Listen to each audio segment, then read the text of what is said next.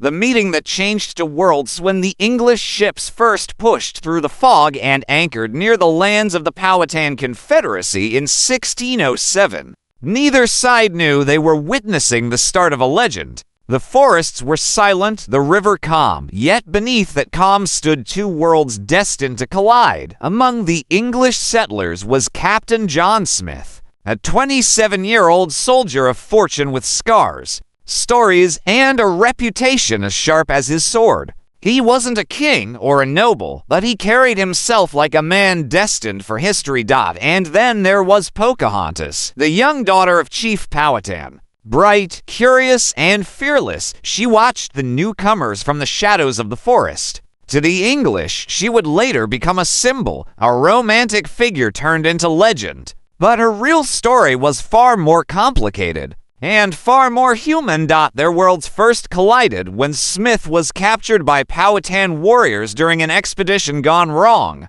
Brought before the chief, Smith believed his execution was minutes away, but that is where the first spark of myth and controversy begins.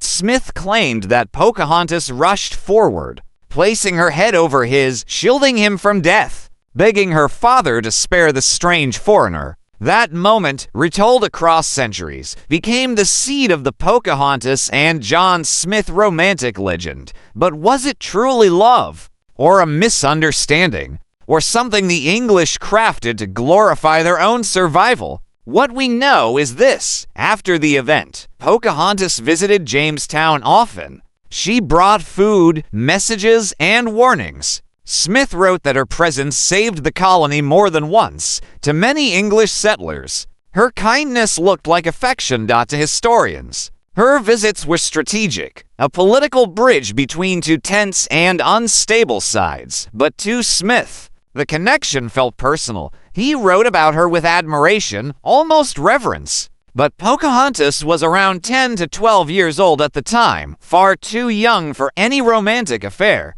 The love story that Hollywood later created was born from Smith's writings, not reality. Yet their bond, part truth, part myth, became one of the most dramatic and misunderstood relationships in early American history. And the truth about that relationship, it's much darker and far more tragic than the fairy tale romance people imagine. The real story of Pocahontas and John Smith begins not with love, but with power, politics, and a clash of civilizations.